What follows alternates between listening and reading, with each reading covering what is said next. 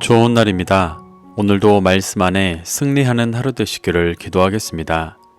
오늘 생명의 산 본문은 여호수아 1장 16절부터 23절입니다.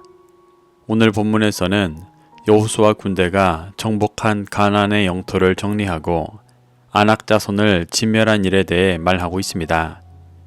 이 구절들을 통해 하나님께서 무엇을 말씀하시는지 살펴보도록 하겠습니다. 16절부터 18절입니다.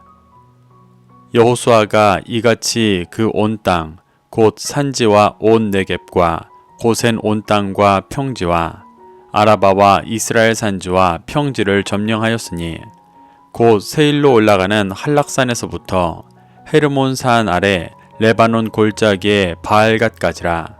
그들의 왕들을 모두 잡아 쳐 죽였으며 여호수아가 그 모든 왕들과 싸운 지가 오랫동안이라. 어제 본문에서 하솔 왕 야빈을 중심으로 한 가나안의 북부 연합군에 승리하고 그 성읍들을 정복하였습니다. 16절에서는 여리고 정복을 시작으로 아이성과 남부 연합군, 북부 연합군에 승리하고 정복한 것을 가나안 온 땅을 정복했다고 표현하고 있습니다. 이것은 가나안 세력을 완전히 소탕했다는 표현은 아닙니다. 이는 가나안의 주요 거점들을 정복한 것이고 땅 분배를 한 후 마지막으로 각 지파가 분배받은 지역에서 가나안 세력을 완전히 소탕해야 했습니다. 지금은 정복한 주요 거점을 간단하게 나누어 정리하는 것입니다. 산지와 온 네겝과 고센 온 땅과 평지는 가나안 남부 지역을 포괄적으로 이르는 말입니다. 여기서 산지는 유대 산맥과 할랄 산맥 등으로 이어지는 지역을 말합니다. 네겝은 가나안 최남단의 건조한 광야 지역으로 헤브론 남쪽에서 가데스 바네아까지 이르는 반건조 사막지대입니다. 또 고센은 야곱 가족이 이집트에 정착했던 고센과는 다른 곳으로 유다 산지 남부에 위치한 지역입니다. 이 지역들은 가나안 남부 지역들로 이스라엘이 여리고와 아이성을 정복한 후 차지한 지역이었습니다. 아라바와 이스라엘 산지와 평지는 가나안 북부 지역을 포괄하여 이르는 말입니다.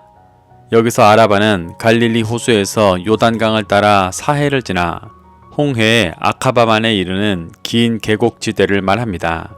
이 지역은 요단 계곡의 저지대로 가나안 동쪽 경계를 이루는 지역이었습니다.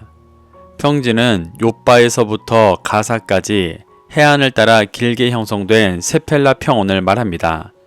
세일로 올라가는 한락산과 헤르몬산은 각각 남쪽과 북쪽 끝에 위치한 산으로 이스라엘의 남쪽과 북쪽의 경계선을 보여주고 있습니다.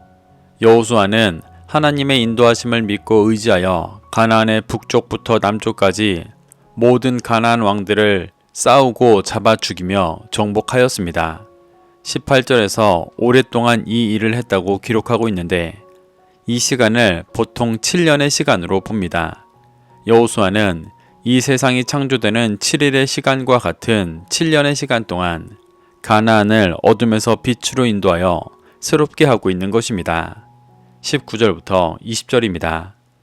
기브온 주민 히위 족속 외에는 이스라엘 자손과 화친한 성읍이 하나도 없고 이스라엘 자손이 싸워서 다 점령하였으니 그들의 마음이 완악하여 이스라엘을 대적하여 싸우러 온 것은 여호와께서 그리하게 하신 것이라.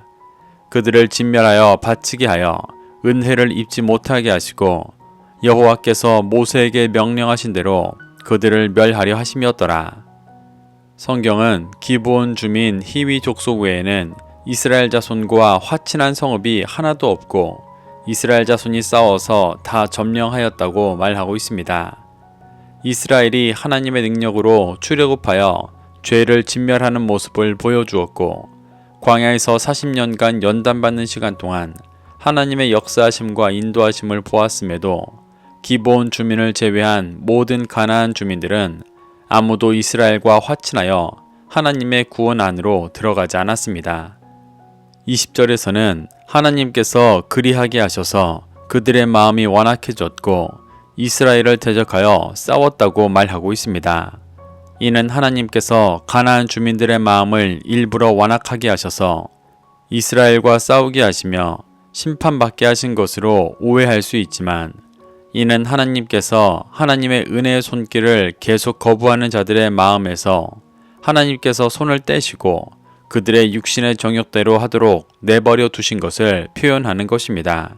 하나님은 끊임없이 그 죄악된 삶의 열매가 심판이라는 것을 가르쳐 주셨지만 도저히 듣지 않는 이들을 내버려 두시며 결국 그 심판이 임하게 되었다는 것을 보여주고 계십니다. 하나님은 여호수아를 통해 복음을 듣지 않는 자들의 죄악된 중심을 진멸하여 바치게 하시며, 죄악된 이들은 구원이라는 은혜를 받지 못하고 스스로 죄를 진멸하여 회개하고 돌이킨 자들만 구원을 얻도록 역사하신 것입니다. 21절부터 22절입니다.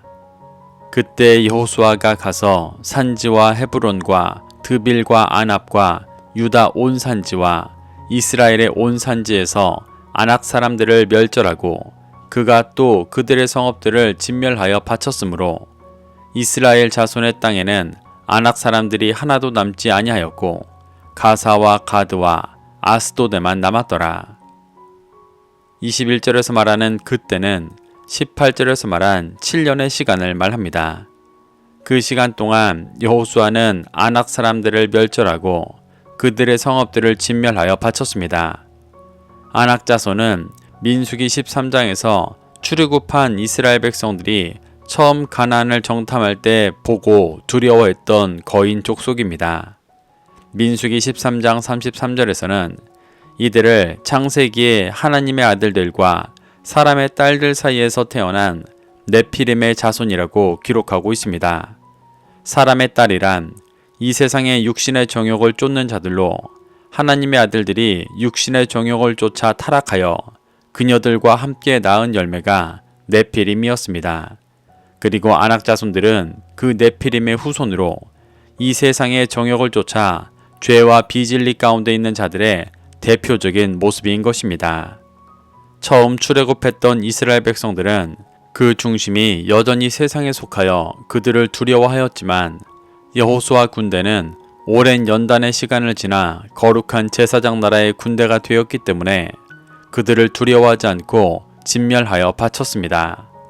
거룩한 제사장 나라로서 그들이 속해 있던 땅의 죄를 진멸하고 거룩하게 한 것입니다. 하지만 가사와 가드와 아스돗은 남았다고 기록하고 있습니다. 이 세 성읍은 훗날 블레셋의 5성읍에 속하게 되는 곳입니다. 그래서 이곳은 훗날 이스라엘이 블레셋에 의해 오랫동안 고통받는 가시가 되었습니다. 이 지역들은 이후 지파들이 분배받아 소탕해야 했던 곳이었습니다. 하지만 여호수아 이후 다시 자기 소견에 옳은 대로 행하며 죄 가운데 거하게 된 이스라엘은 이들을 온전히 소탕하지 못하고 오히려 이 죄의 공격과 지배를 받는 안타까운 상황에 놓이게 됩니다. 하나님은 이 가시를 통해 이스라엘이 끊임없이 하나님을 의지하며 가나안의 죄악과 싸워가도록 인도해 주셨습니다. 23절입니다. 이와 같이 여호수아가 여호와께서 모세에게 말씀하신 대로 그 온 땅을 점령하여 이스라엘 지파의 구분에 따라 기업으로 주매 그 땅에 전쟁이 그쳤더라. 하나님은 가나안의 대부분을 정복한 여호수아가 여호와께서 모세에게 말씀하신 대로 온 땅을 점령하였다고 말씀하십니다. 여호수아는 거룩한 제사장 나라로서 오직 하나님의 말씀에 순종하여 가나안을 정복했습니다. 그리고 이미 민수기에서 하나님께서 분배해 주셨던 대로 이스라엘 각 지파의 구분에 따라 기업을 주며 여호수아의 정복 전쟁을 마치게 되었습니다. 이는 이스라엘의 힘과 능력으로 이룬 것이 아니라 하나님의 말씀에 순종할 때 하나님께서 큰 능력과 은혜로 이루어 주신 일이었습니다. 이렇게 오늘 본문에서는 여호수아 군대가 정복한 가나안의 영토를 정리하고 아낙 자손을 진멸한 일에 대해 말하고 있습니다. 우리도 이러한 하나님의 역사하심 속에서 교훈받아 여호수아와 같이 오직 열방을 구원하려 하시는 하나님의 음성에 순종하며 이 땅의 어둠을 정복해 나가게 되시기를 축복합니다. 그래서 거룩한 제사장 나라로서 열방의 진리의 빛을 비추게 되시기를 소망합니다. 오늘도 말씀을 심령에 새겨 승리하는 하루 되시기를 기도하겠습니다.